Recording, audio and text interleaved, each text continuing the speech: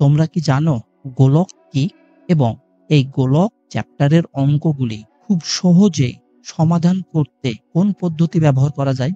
অনেকেই এই সহজ পদ্ধতিতে না করে সময় নষ্ট করে। আজ দেখাবো এমন কিছু সমাধান পদ্ধতি যা দেখলে তোমরা অবাক হবে। এই ভিডিওটি দেখার পর তুমি এইরকম সকল অঙ্কের সমাধান খুব কম সময়ে করতে পারবে। হ্যালো স্টুডেন্টস, আমি শিমুল, তোমাদের সাথে আছি ম্যাথ উইজার্ড শিমুল চ্যানেলে। West Bengal board basic math, speed ম্যাথের নিয়মিত ভিডিও দেই এই চ্যানেলে, যা বিভিন্ন কম্পিটিটিভ এক্সাম দিতেও সাহায্য করবে। তাই দেরি না করে শুরু করি। কিন্তু যদি তুমি নতুন হয়ে থাকো তবে অবশ্যই সাবস্ক্রাইব করে নাও। গোলক কি? ত্রিমাত্রিক দেশে একটি নির্দিষ্ট বিন্দু থেকে সমদূরত্বে অবস্থিত বিন্দুগুলি যে বক্ররেখা বরাবর অবস্থিত হয় তাকে গোলক বলা হয়।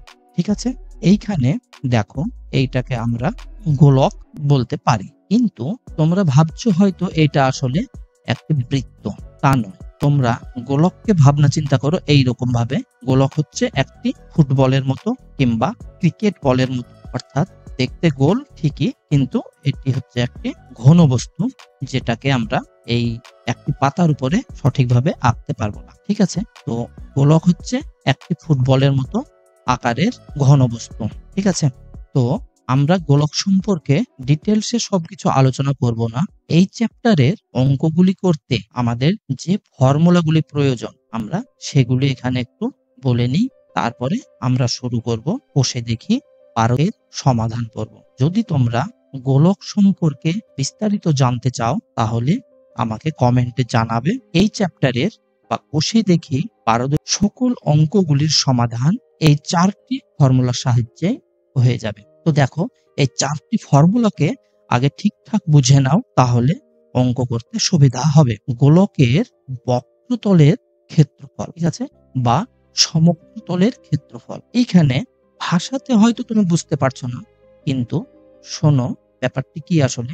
যদি আমি বলি একটি ক্রিকেট বলের বাইরে যে চামড়া দ্বারা আবৃত থাকে সেই চামড়াটি কতটুকু প্রয়োজন, এইরকম যদি তুমি চিন্তা ভাবনা করো তাহলে সেটাই হচ্ছে তার সমগ্র তলের ক্ষেত্রফল। ঠিক আছে, তাহলে ওই যে ক্রিকেট বলের বাইরে যদি আমরা চারিদিকে রং করতে চাই তাহলে আমরা কিসের উপর রং করছি বলবো?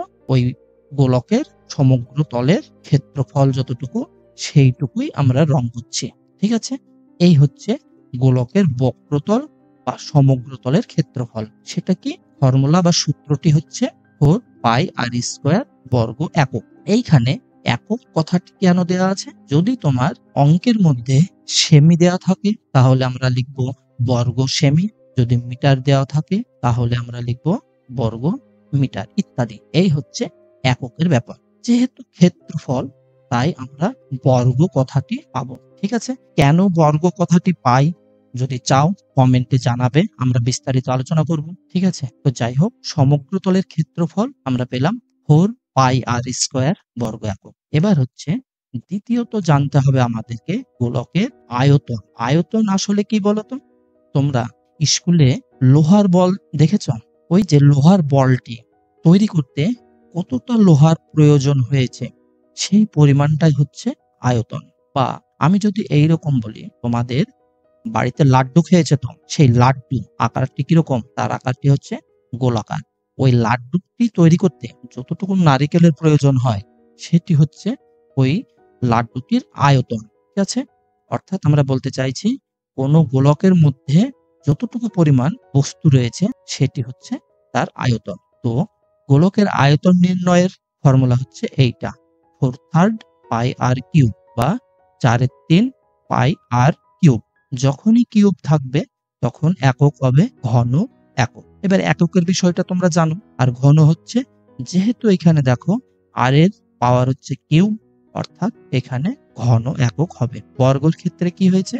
পাওয়ার ছিল স্কোয়ার বা 2, তখন হয়েছে বর্গ একক। এই হচ্ছে দুটির পার্থক্য।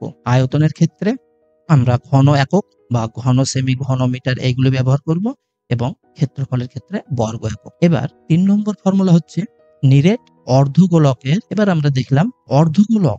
অর্ধগোলক কি? যদি আমরা ওই ক্রিকেট বলটিকে সমান 2 ভাগে ভাগ করে ফেলি তাহলে আমরা কিরকম দেখব বলো তো?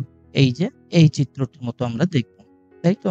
এইটা হচ্ছে গোলকের অর্ধেক অংশ, অর্থাৎ এটির নাম হচ্ছে অর্ধগোলক। তো এই অর্ধগোলকের সমগ্র তলের ক্ষেত্রফল, অর্থাৎ এই যে বাইরের এই পোর্শনে এই অংশটি এবং এই দিকের এই গোলাকার অংশটি পুরোটা মিলে হচ্ছে অর্ধগোলকের ক্ষেত্রফল। এই অর্ধগোলকের ক্ষেত্রফলের সূত্র হচ্ছে এইটা, 3πr² বর্গ একক। এই যে অর্ধগোলকের 3πr² বর্গ একক হলো কেন, সেটা তোমাদের বইয়ে সুন্দরভাবে দেয়া রয়েছে। দেখবে এইটি হচ্ছে বৃত্তের একটি অর্ধেক অংশ এবং এই মুখে যে রয়েটি রয়েছে এইটা একটি সমতল, ঠিক আছে? এটি একটি বৃত্ত। তাহলে এর ক্ষেত্রফল এবং এই অর্ধগোলকের এর ক্ষেত্রফলের যোগফল হচ্ছে তোমার 3πr²। এই যে তোমাদের বইয়ে এখানে সুন্দরভাবে দেয়া রয়েছে, ঠিক আছে? তো এই হচ্ছে অর্ধগোলকের সমগ্র তলের ক্ষেত্রফলের ফর্মুলা। এবার অর্ধগোলকের আয়তনের ফর্মুলা হচ্ছে এইটা। দেখো, গোলকের আয়তন ছিল 4/3 এর অর্ধেক, মানে 2 দ্বারা ভাগ করলে এই 4 আর 2 কাটাকুটি হয়ে 2/3 হয়ে যাচ্ছে, πr3। এই হচ্ছে অর্ধগোলকের আয়তনের সূত্র। এই 4টি সূত্র জানলে তোমরা এই চ্যাপ্টার সম্পূর্ণ অঙ্ক পেরে যাবে। তো যাই হোক, আমরা যেহেতু 4টি সূত্র দেখে ফেলেছি, অর্থাৎ এখন আমরা কষে দেখি এই অঙ্কের সমাধানগুলি আস্তে আস্তে করব। এই পর্যন্ত তোমরা যদি বুঝে থাকো এখনই কমেন্টে লিখো হ্যাঁ, ঠিক আছে? আর যারা বুঝতে পারোনি তারা কমেন্টে না লিখবে, ঠিক আছে? তো আশা করি এই পর্যন্ত তোমাদের সমস্ত বিষয়টি পরিষ্কার হয়ে যাবার কথা। তো যাই হোক, চলো শুরু করি আজকের প্রথম অঙ্কটি। প্রথম অঙ্কটিতে কি আছে দেখো, এইখানে দেয়া রয়েছে একটি গোলকের ব্যাসার্ধের দৈর্ঘ্য 10.5 সেমি, তার সমগ্র তলের ক্ষেত্রফল হিসেব করতে বলেছে। এবার আমি যদি বলি এইখানে একটি ধরো গোলক রয়েছে, এইখানে ধরো একটি গোলক রয়েছে, এই গোলকের ব্যাসার্ধ অর্থাৎ ব্যাসের অর্ধেক, ঠিক আছে? অর্থাৎ তুমি মনে করো ক্রিকেট বলের বাইরের এই বডি থেকে কেন্দ্রের বিন্দু পর্যন্ত এই দূরত্বটা হচ্ছে ব্যাসের অর্ধেক, অর্থাৎ ব্যাসার্ধ। ব্যাসার্ধ দেয়া রয়েছে 10.5, ঠিক আছে? এই ক্ষেত্রে এই 10.5 সেমি ব্যাস বিশিষ্ট গোলকটির সমগ্র তলের ক্ষেত্রফল, ঠিক আছে? তো সমগ্র তলের ক্ষেত্রফলের সূত্র আমরা কি জানলাম? এক্ষুনি দেখলাম 4πr² হচ্ছে গোলকের সমগ্র তলের ক্ষেত্রফল। এই ক্ষেত্রে ব্যাস, এইটা হচ্ছে পুরোটা ব্যাস, এর অর্ধেক এইটা হচ্ছে ব্যাসার্ধ। এই ব্যাসার্ধকে আমরা r দ্বারা চিহ্নিত করি। তো এই অঙ্কের ক্ষেত্রে আমরা সর্বদাই ব্যাসার্ধ যেটি থাকবে সেটিকে আমরা r দ্বারা চিহ্নিত করব, যেগুলি আমরা দেখো পূর্বেই ফর্মুলাতে দেখেছি, r², r3। এই যে এই r হচ্ছে ওই গোলকের ব্যাসার্ধ। অতএব আমরা ব্যাসার্ধ সমান কত পেয়েছি? ব্যাসার্ধ হচ্ছে 10.5। এবার এই গোলকটির আয়তনের ফর্মুলা আমরা ফেলে দিলে অঙ্ক শেষ। তাহলে দেখো আমরা কি করেছি, গোলকটির ব্যাসার্ধের দৈর্ঘ্য অর্থাৎ r সমান আমরা 10.5 সেমি লিখে নিলাম। তারপর অতএব গোলকের সমগ্র তলের ক্ষেত্রফল ফর্মুলাটি হচ্ছে এইটা, বর্গ একক। যেহেতু ক্ষেত্রফল তাই আমরা বর্গ একক লিখলাম। এইখানে অঙ্কটি যেহেতু সেন্টিমিটারে দেওয়া রয়েছে, আমরা বর্গ সেমিও দিতে পারি, কিন্তু আমি এখানে দিইনি। ওই যে ফর্মুলায় একক দেয়া রয়েছে, আমরা যেহেতু ফর্মুলাটি তুলেছি বর্গ একক বসালাম।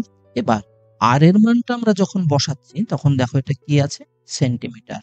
তখন আমরা কি লিখবো, এটা বর্গ সেমি। এটা তোমাদের সুবিধার জন্য আমি এইভাবে করেছি, ঠিক আছে? তো দেখো 4πr², এইখানে 4 থেকে গেল, পায়ের মান সর্বদা 22/7 হয়ে থাকে। তোমরা পূর্বের মাধ্যমিকের কোশ্চেন 2025 সালের এটাই দেখবে, প্রথম পাতাতেই দেয়া রয়েছে পায়ের মান 22/7 ধরে অঙ্ক করার কথা বলা হয়েছে সেখানে। অর্থাৎ তোমরা পাই যেখানে দেখবে সেখানে 22/7 ব্যবহার করতে পারো।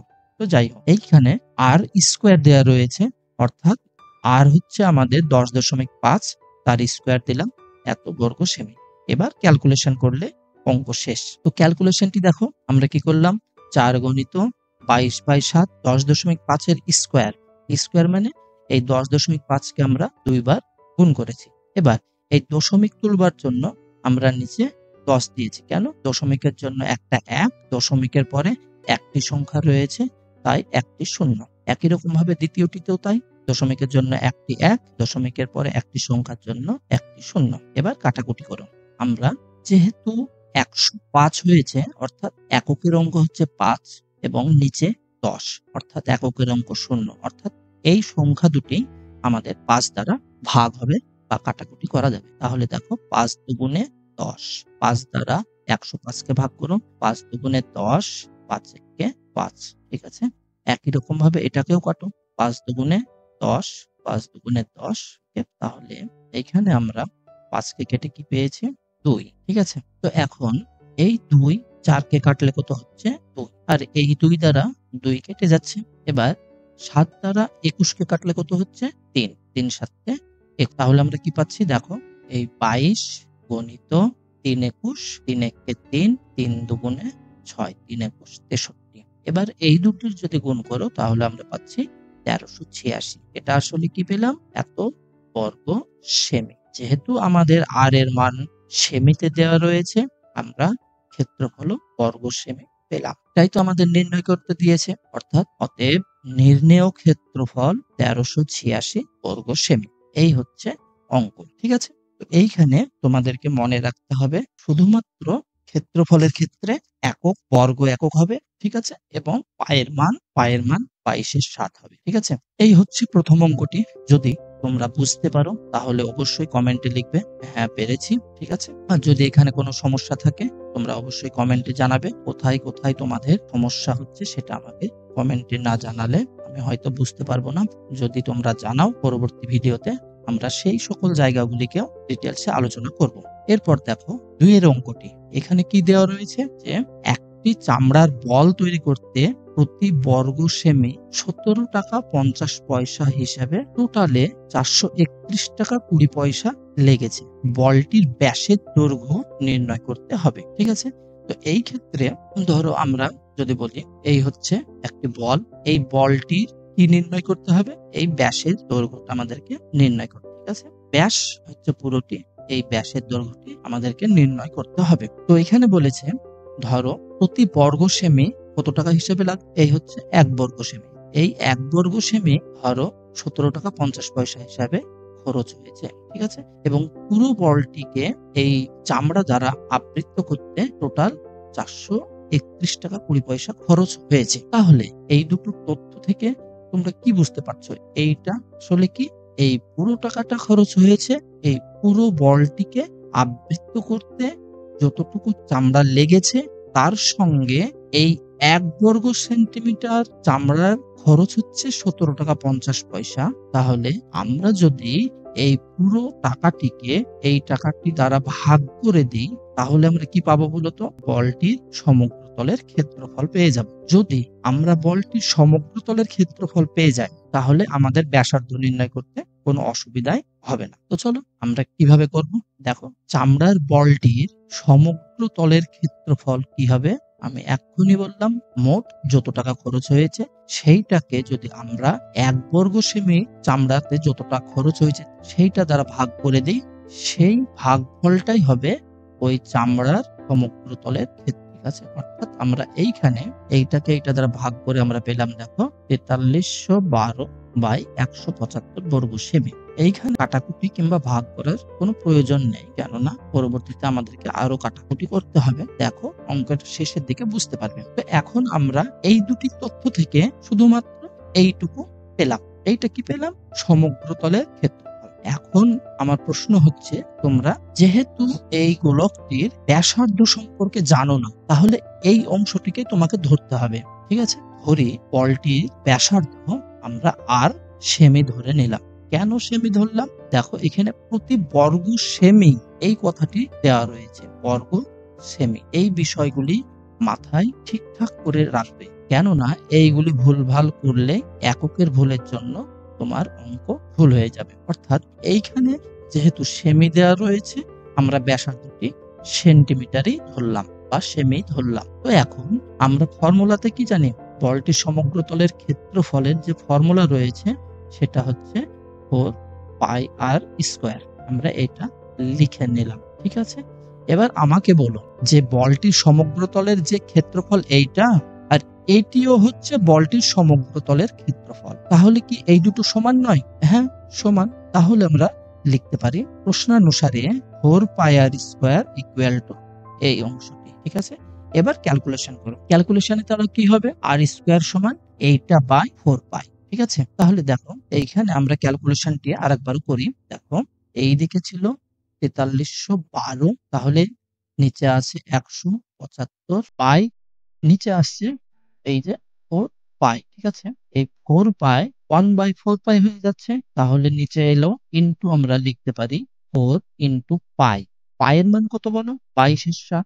এই যে 22/7, এই 22/7 আমরা যদি এবার উল্টিয়ে দিই তাহলে কি হবে? তাহলে হয়ে যাবে এইটা নিচে 22 আর উপরে 7। ঠিক আছে, এই ক্যালকুলেশনটি করলেই আমাদের অঙ্ক শেষ। ঠিক আছে, তো দেখো কিভাবে কাটাকুটি করা যায়। এখন যদি এই কাটাকুটি তোমরা সঠিকভাবে না জানো, কমেন্টে জানাবে, ভিডিওর মাধ্যমে আমরা করার চেষ্টা করব।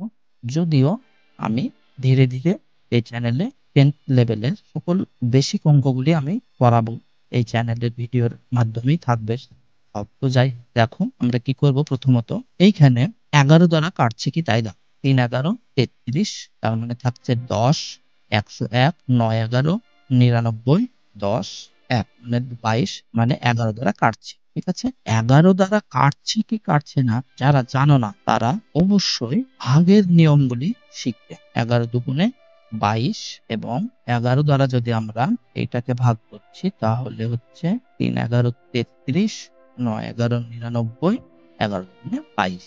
এবার আমরা কি করব, দেখো যেহেতু লাস্টে 2, এটি জোড় সংখ্যা, অর্থাৎ 2 দ্বারা কাটবে। 2 একে 2, 19, 9 দুগুণে 18, 19 থেকে 18 বাদ দিলে 1, 1 10, 2 12, 6 দুগুণে 12। দেখো যেহেতু লাস্টে আবারও জোড় সংখ্যা, আবারও 2 দ্বারা কাটবে। 2 দুগুণে 4, 2 দ্বারা কাটলে 9 দুগুণে 18, 19 16, 8 16। আবারও দেখো 2 দ্বারা কাটবে। 2 4 দুগুণে 8, 18, 9 দুগুণে 18। এবার আমরা কি পাচ্ছি দেখো 49। এইটা কি 7 দ্বারা কাটবে? হ্যাঁ, দেখো 7 দুগুণে 14, 7 দুগুণে 14, 15 16 17, 3 3 10 5 35, 5 7 35, অর্থাৎ 7 7 49। আমরা কি পেলাম? নিচে শুধু 25 আর উপরে 7 গণিত 7 মানে 49/25। এই যে এইখানে পেলাম। এই হচ্ছে এখানকার কাটাকুটি, তোমরা ঠিকভাবে দেখে নেবে। এবার 49/25 এটা কার মান পেলাম? আর স্কয়ারে। তাহলে আর কি হবে? আর এই স্কয়ার তুলতে গেলে আমরা কি করি? ডান দিকে রুট ওভার করে দিলাম। ঠিক আছে, যারা বর্গমূল জানো না তারা বর্গমূল শিখবে, এই চ্যানেলে পেয়ে যাবে। ঠিক আছে, পরবর্তীতে আস্তে আস্তে পাবে। দেখো 49 হচ্ছে 7 7 49, দুটো 7-এর গুণফল। 25 হচ্ছে 5 5 25, অর্থাৎ আমরা এইটা পেলাম। রুটের মধ্যে থেকে তোমরা সর্বদাই মনে রাখবে, রুটের মধ্যে দুটো একই সংখ্যার গুণফল যদি থাকে তাহলে রুটের ভেতর থেকে একটা বাইরে বেরিয়ে আসে, অর্থাৎ রুটের ভেতর থেকে দুটো সংখ্যার বদলে বাইরে রুট ছাড়া একটি সংখ্যা পাওয়া যায়। ঠিক আছে, একই রকম ভাবে দেখো 25-এর ক্ষেত্রে দুটি 5-এর বদলে আমরা পেলাম একটি 5, অর্থাৎ 7/5 আমরা পেলাম। এটাকে যদি ভাগ করো তাহলে পাবে 1.4। এবার কিভাবে পেলাম তোমরা ভাবতেই পারো, আর যারা জানো তাদের তো কোনো ব্যাপারই নেই। তারা কি করবে? 7কে 5 দ্বারা এইভাবে ভাগ করে দিতে পারো। 5 5, 7 থেকে 5 বাদ দিলে 2। এবার কি 5-এর থেকে 2 যেহেতু ছোট, আমরা দশমিক নিলাম, দশমিকের জন্য একটা শূন্য নিলাম। 4 5 2, এই হচ্ছে 1.4। অর্থাৎ আমরা এটা কি পেলাম? ব্যাসার্ধ। এখন আমাদেরকে কি নির্ণয় করতে বলেছে? এটা বলেছে ব্যাস নির্ণয় করতে, অর্থাৎ ব্যাস কি হয়? সর্বদা ব্যাসার্ধের দ্বিগুণ, অথবা বলতে পারি ব্যাসার্ধ ব্যাসের অর্ধেক। ঠিক আছে, তাহলে ব্যাস সমান আমরা বের করলাম এইটা দ্বিগুণ, অর্থাৎ 2 গণিত 1.4 সমান 2.8 সেমি। এই হচ্ছে অ্যান্সার। যারা নোট ডাউন করতে ইচ্ছুক তারা ভিডিওটি পজ করে নোট ডাউন করে নিতে পারো। ঠিক আছে, এই পদ্ধতিটি ভালো লাগলে লাইক দাও, আর এই রকম আরো মজার সমাধানের নিয়মিত ভিডিও পেতে আমাদের চ্যানেলের সঙ্গে যুক্ত হও। নেক্সট অঙ্কটি কি আছে দেখো।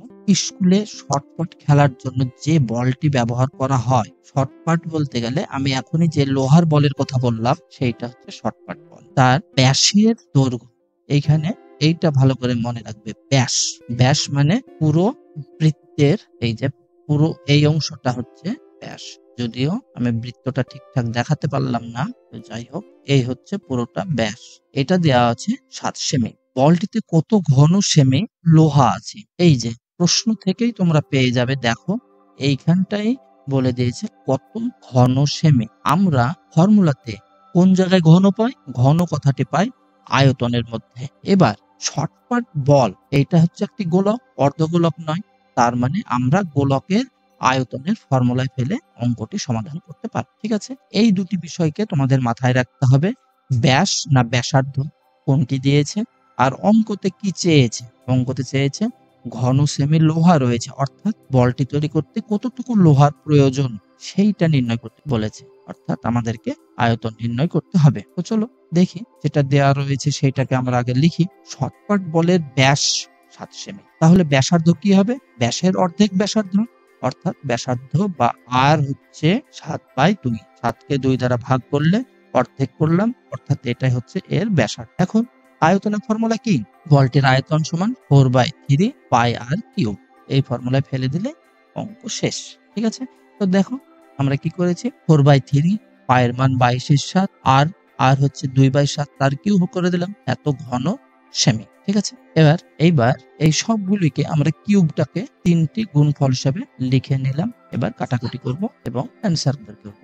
দেখো 7 দ্বারা এই 7কে কেটে দিলাম, এই 2 দ্বারা এই 22কে কেটেছি, তাহলে পেলাম কত? 11 দুগুণে 22, 2 একে 2, 1 লিখলেও চলে, না লিখলেও চলে। এবার এই 2 দ্বারা এই 4কে কাটলে আমরা পাচ্ছি 2, এবং এই 2কে এই 2 দ্বারা কেটে দিলাম, তাহলে এই দুটি 2ও কেটে গেল। নিচে কে আছে? শুধুমাত্র 3, আর উপরে আছে 11, 7 আর 7, অর্থাৎ 7 11 77 গণিত 7/3, মানে এই দুটির গুণফল 539/3 ঘন সেমি। এইটা আমাদের পূর্ণ যদি করি, এইটা হচ্ছে 179 পূর্ণ 2/3 ঘন সেমি। এবার যদি তুমি ভাবো এইটা কিভাবে করলাম, যারা জানো না তাদের জন্য আমি একবার দেখিয়ে দিচ্ছি। দেখো এইটা হচ্ছে এইরকম ভাবে করবে, 539কে তোমরা কি দ্বারা ভাগ করবে? 3 দ্বারা, তাহলে 3 একে 3, 5 থেকে 3 বাদ দিলে 2। এবার একটি সংখ্যা নামে 3 নামিয়ে দিলাম, 3 7 21, 3 থেকে 1 বাদ দিলে 2, 2 থেকে 2 বাদ দিলে 0। ঠিক আছে, দরকার নেই বসানো।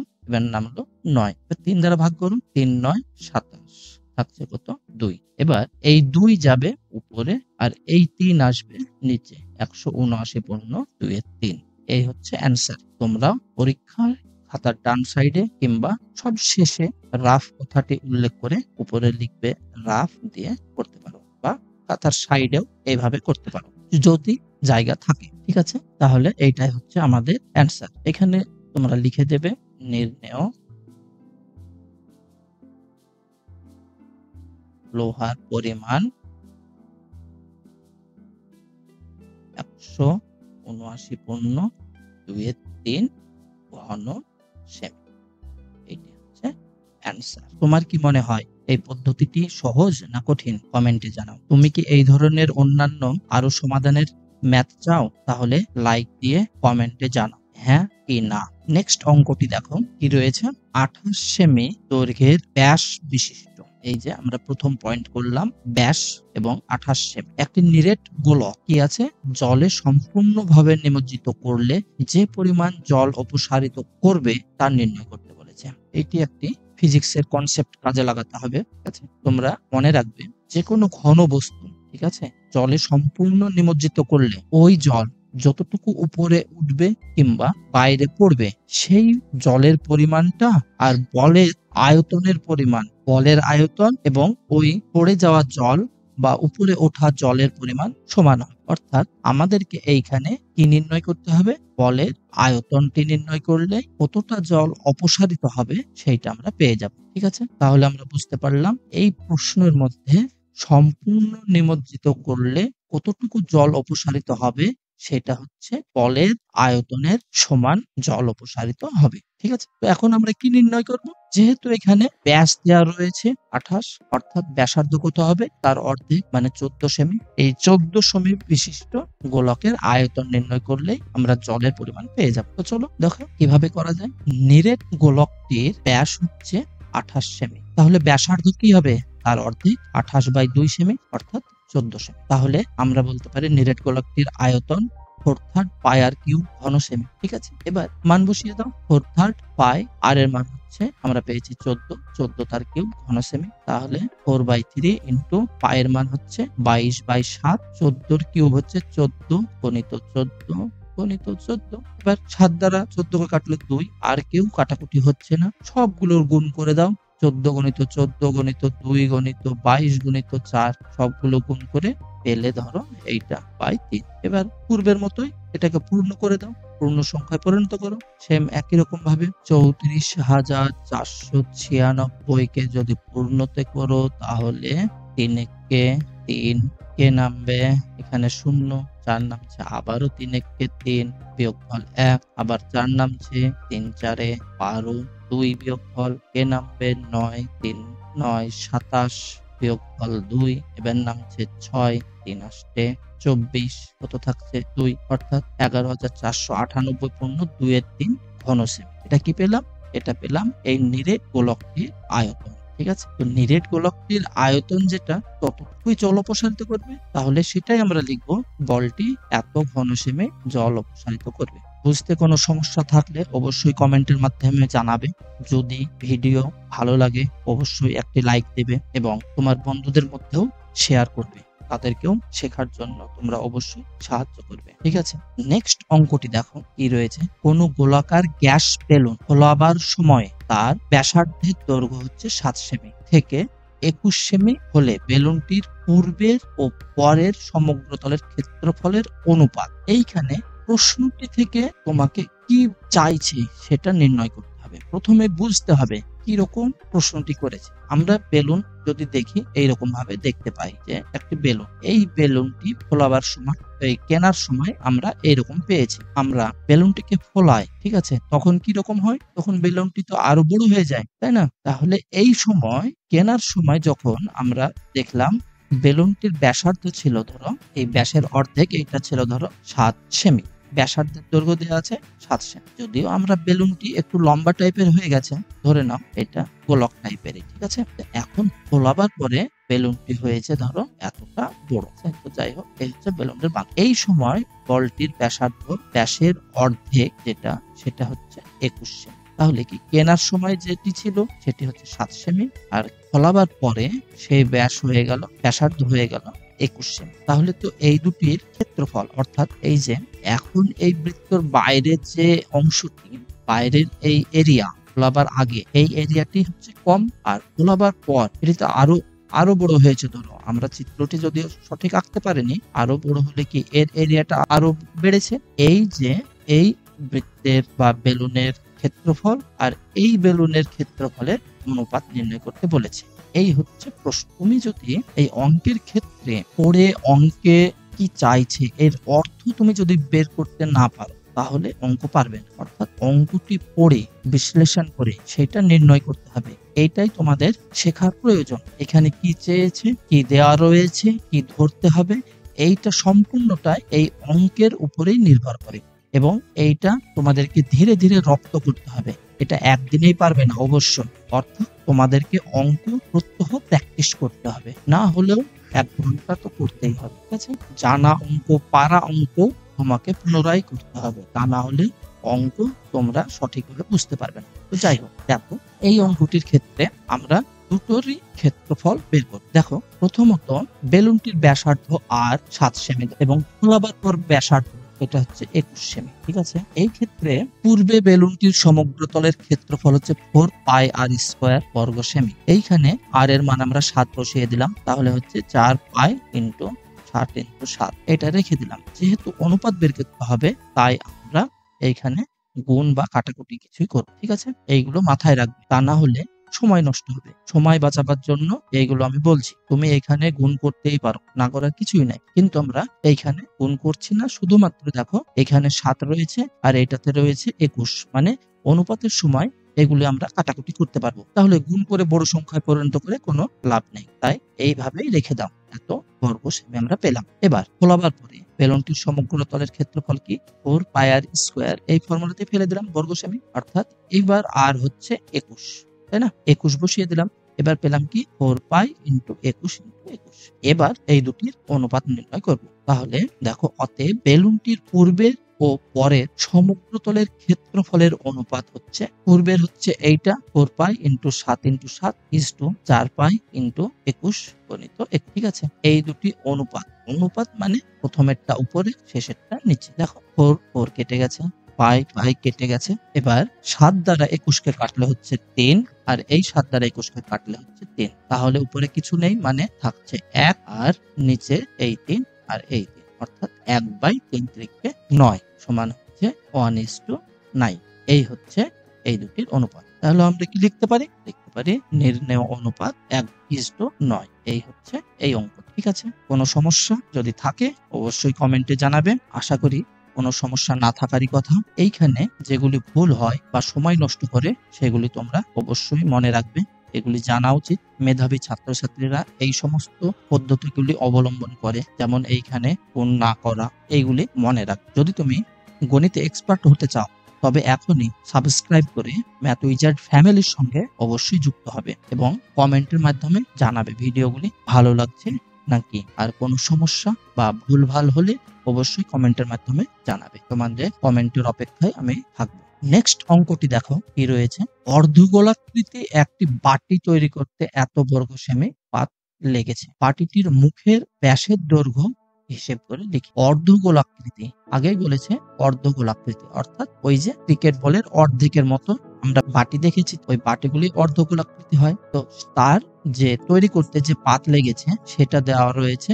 এইখানে আমাকে বলো যে বাটিটি তৈরি করতে কত সেমি পাত লেগেছে, সেটা কি ক্ষেত্রফল না আয়তন? এটি হচ্ছে আসলে ক্ষেত্রফল। ঠিক আছে, যেহেতু কতটুকু নিরেট, বাটি তো নিরেট হয় না, এটি কি হয় পাতলা চাদরের তৈরি হয়, অর্থাৎ এটি ক্ষেত্রফল। এইখানে আয়তন নির্ণয় করো না, এইখানে আমরা ক্ষেত্রফল নির্ণয় করব। ঠিক আছে, তো যাই হোক, তো চলো আমাদেরকে যে পাত লেগেছে সেইটা দিয়েছে, অর্থাৎ ক্ষেত্রফলটা দেয়া রয়েছে। আমাদেরকে কি বের করতে হবে? ব্যাসার্ধ, অর্থাৎ ব্যাসই নির্ণয় করতে হবে। তাহলে এই সকল ক্ষেত্রে যখন ব্যাস বা ব্যাসার্ধ নির্ণয় করতে বলবে আমাদেরকে ধরতে হবে ব্যাসার্ধ, অর্থাৎ আর আমরা ধরে নিলাম, ধরি অর্ধগোলাকৃতি বাটির ব্যাসার্ধ আর সেমি। অর্ধগোলাকার বাটিটির সমগ্রতলের ক্ষেত্রফল কি হবে? অর্ধগোলাকার সমগ্রতলের ক্ষেত্রফল হচ্ছে 2 পাই আর স্কয়ার। যেহেতু এটিও হচ্ছে সমগ্রতলের ক্ষেত্রফল এবং যেটা দেয়া রয়েছে এটিও সমগ্রতলের ক্ষেত্রফল, প্রশ্নানুসারে এই দুটি সমান। এবার কাটাকুটি করো, আর এর মান বের করো। আর স্কয়ার সমান কি হচ্ছে?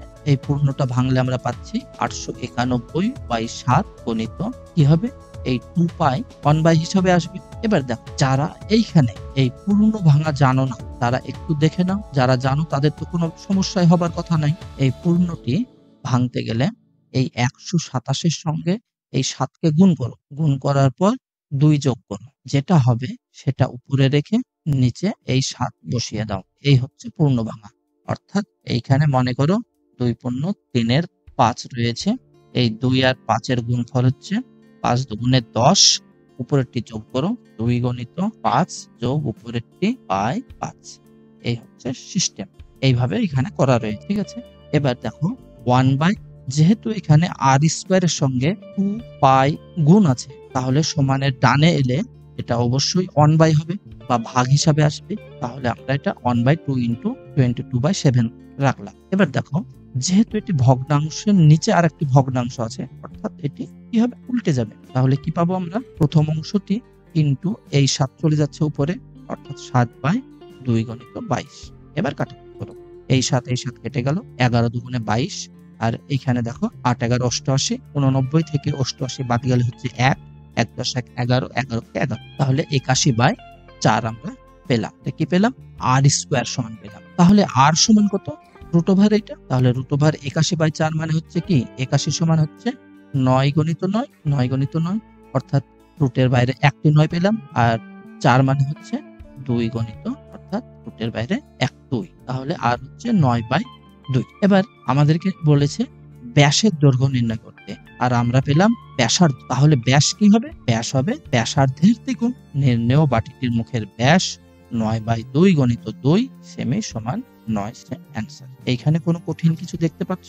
কোনো কিছু কঠিন নেই, সব সহজ। তোমরা যদি একটু প্র্যাকটিস করো এবং সময় মতো পুনরায় রিভিশন করো, এই সব অঙ্কগুলি ভুল হবার কোনো জায়গায় নেই। ঠিক আছে, নেক্সট অঙ্কটি কি রয়েছে, একটি নিরেট লোহার গোলকের ব্যাসার্ধের দৈর্ঘ্য কি দেওয়া আছে, ব্যাসার্ধ অর্থাৎ আর দেওয়া রয়েছে। ওই গোলকটিতে কত ঘন সেমি লোহা আছে তাই হিসেব করে লিখি। ঘন সেমি অর্থাৎ আমরা এই যে ঘন সেমি দেখে বুঝতে পারছি আমাদেরকে আয়তন নির্ণয় করতে হবে। ঠিক আছে, তাহলে দেখো এটা ব্যাসার্ধ দেওয়া রয়েছে, অর্থাৎ আমরা লিখতে পারি লোহার গোলকের ব্যাসার্ধ বা আর হচ্ছে 2.1 সেমি, অর্থাৎ আয়তন অর্থাৎ পাই আর কিউবের ফর্মুলায় ফেলে দিলাম। তাহলে 4/3 পায়ের মান হচ্ছে 22/7 গণিত 2.1 গণিত 2.1 গণিত 2.1। এবার দশমিক তুলতে গেলে কি হবে, একটা 1 একটা 0। আমরা এখানে এটাই করেছি। দেখো এটা হচ্ছে 21/10 গণিত 21/10 গণিত 21/10। এবার কাটাকুটি করো, এই 7 দ্বারা যদি 21 কে কাটি 3 7 21 আর এই 3 কেটে যাচ্ছে। তাহলে নিচে কি থাকছে, 3টি 10-এর গুণফল মানে হচ্ছে 1000 আর উপরের এই সংখ্যাগুলির গুণফল হচ্ছে এইটা। এবার যেহেতু নিচে হরে যদি 10 আর 10-এর গুণিতক থাকে তাহলে দশমিকে প্রকাশ করা খুব সহজ। যেহেতু দেখো এখানে 38,808.00 রয়েছে, যদি তুমি এইটাকে আইডিয়া করো এইটা 0.00 রয়েছে। প্রত্যেকটি সংখ্যার পরে আমরা 5 লিখেছি, তারপরে আমরা 0.00 দিলেও কোনো অসুবিধা হয় না বা মানের পরিবর্তন হয় না। অর্থাৎ আমি বলতে চাইছি এই সংখ্যাটির এই শেষে দশমিকটি আছে ধরো। এবার যদি আমরা 10 কিংবা 10-এর গুণিতক দ্বারা ভাগ করি তখন নিচে যতটি শূন্য রয়েছে দশমিক সংখ্যা বাম দিকে তত ঘর এগিয়ে যাবে। এখানে কতটি আছে শূন্য, 3টি, অর্থাৎ এই 1 ঘর, এই 2 ঘর, এই 3 ঘর, অর্থাৎ এইখানে যদি আমরা দশমিক বসিয়ে দিই তাহলে আমাদের ভাগফল বেরিয়ে, তাহলে কত হচ্ছে 38.808 ঘন সেমি। এইখানটায় এই যে আমি এখানে পড়ার সময় 808 বলেছি, 808 বলিনি কেন, যারা জানো তারা অবশ্যই কমেন্টে লিখবে। এবং এই অঙ্কটি এই অঙ্কটির অবস্থানের নামটা কি, এটা যেমন দশাংশ, শতাংশ, এর পরের অঙ্কটির নামটা কি কমেন্টে জানাবে। তাহলে আমরা আয়তন পেয়ে গেলাম, নির্ণেয় লোহার পরিমাণ এর আয়তনের সঙ্গে সমান অর্থাৎ এত ঘন সেমি। এবার নেক্সট কোশ্চেন কি দেওয়া রয়েছে, এইখানে বলছে লোহার গোলকের বক্রতলের ক্ষেত্রফল মানে বক্রতল বা সমগ্র তলের ক্ষেত্রফলের সূত্র একটাই, অর্থাৎ লোহার গোলকটির বক্রতল বা সমগ্র তলের ক্ষেত্রফল হচ্ছে 4 পাই আর স্কয়ারের ফর্মুলায় ফেলে দাও। আর হচ্ছে 21 এই 2.1 দশমিক তুলতে গেলে 10, এই যে এটা কি করলাম, তাহলে 7 দ্বারা 21 কে কাটলে হচ্ছে 3। এবার পেলাম গুণফল 5544/1। দুটো শূন্যর জন্য দশমিক দুটো এগিয়ে দাও, তাহলে 55.44 বর্গ সেমি আমরা কি পেলাম এর ক্ষেত্রফল। তাহলে নির্ণেয় বক্রতলের ক্ষেত্রফল 55.44। ঠিক আছে, এই হচ্ছে গোলকের 7টি অঙ্ক আমরা আজ করলাম। যেহেতু ভিডিওটি অনেকটাই বড় হয়ে যাচ্ছে তাই আমরা পরবর্তী অঙ্কগুলিকে নেক্সট পর্বে আমরা শেষ করব। তো আজ আমরা কি কি শিখলাম, গোলক আসলে কি সেটা আমরা দেখলাম, গোলকের অঙ্কগুলি করতে যে ফর্মুলাগুলির প্রয়োজন বা সূত্রগুলির প্রয়োজন সেইগুলি নিয়ে আলোচনা করেছি, সেই সঙ্গে 1 থেকে 7 পর্যন্ত সকল অঙ্কগুলির সমাধান করেছি। এর মধ্যে যাদের অসুবিধা থাকবে অবশ্যই কমেন্টে জানাবে এবং তোমরা এই তোমাদের বইয়ে দেখবে নিজে করো এই বলে যে অঙ্কগুলি রয়েছে এইগুলি সমাধান করার চেষ্টা করবে। আর প্রত্যেকটি নিজে করো বা নিজে করে এই অংশের উপরে দেখবে সেম টাইপের একটি অঙ্ক দেয়া রয়েছে, ওই অঙ্কটির মতোই এটিও হবে, একটু হয়তো আলাদা থাকতে পারে, সেইগুলি ধরতে পারছো কিনা, যদি পারো তাহলে তুমি অঙ্ক শিখে গেছো। আর যখন তুমি পারছো না, এইটা যদি না পারো তাহলে তুমি এখনো অঙ্ক শিখতে পারোনি, এইটা তুমি ধরে নেবে। যেদিন তুমি পারবে সেদিন তুমি এই অঙ্কগুলি শিখেছো এইটা তুমি মনে করবে। ঠিক আছে, নেক্সট অঙ্কগুলি আমরা পরবর্তী পর্বে দেখব। তো স্টুডেন্টস, আজকের ভিডিও কেমন লাগলো সেটা অবশ্যই কমেন্টের মাধ্যমে জানাবে। আমি চেষ্টা করব এই চ্যানেলের মাধ্যমে তোমাদের গণিতের ভয় দূর করার সকল পদ্ধতিগুলি আমি ধীরে ধীরে আলোচনা করব। যদিও আমি নতুন, ইউটিউবে অসংখ্য চ্যানেল রয়েছে যেগুলি থেকে তোমরা শিখতে পারো, সেখানেও শিখতে পারো। যদি আমার ভিডিও তোমাদের পছন্দ হয় এখানেও শিখতে পারো, কোনো অসুবিধা নেই। তবে আমি বলবো যদি তোমার ভালো লাগে তাহলে অবশ্যই চ্যানেলটিকে সাবস্ক্রাইব করে আমাদের ম্যাথ উইজার্ড ফ্যামিলির সঙ্গে যুক্ত হবে এবং একই সঙ্গে বেল আইকনটি অ্যাক্টিভ করে রাখবে। তা না হলে নেক্সট ভিডিওটি কখন দেব বুঝতে পারবে না, যেহেতু আমি ক্লাস 9, 10 স্পিড ম্যাথ বা শর্ট ম্যাথ, সেই সঙ্গে ধরো বেসিক গণিত সকল প্রকারের ভিডিও দিই বা দেব, এই হিসেবেই আমি চ্যানেলটি তৈরি করেছি। যদি তোমাদের ভালো লাগে অবশ্যই সাবস্ক্রাইব করে রাখবে। যদি বুঝতে না পারো তাহলে অবশ্যই কমেন্টের মাধ্যমে জানাবে। যথাসাধ্য চেষ্টা করব তোমাদেরকে শেখাবার জন্য, এবং আগামীতে হয়তো তোমাদের যদি ঠিকঠাক আশ্বাস পাই, তোমাদের পছন্দ হয় আমার ভিডিও, অঙ্ক করানোর পদ্ধতি, সময় বাঁচানোর পদ্ধতি, এই সবগুলো যদি তোমাদের পছন্দ হয়, আগামীতে আমি লাইভ ক্লাসের ব্যবস্থাও করতে পারি। যদি আমার চ্যানেল ঠিকঠাক গ্রো করতে পারি, তোমরা যদি আমাকে সাপোর্ট করো, অবশ্যই আগামীতে লাইভ ক্লাসের ব্যবস্থা করব, এবং সেটি সম্পূর্ণ বিনামূল্যেই হবে। এইটা তোমরা মাথায় রাখবে। ঠিক আছে, আজকের মতো বিদায়, দেখা হবে নেক্সট ভিডিওতে।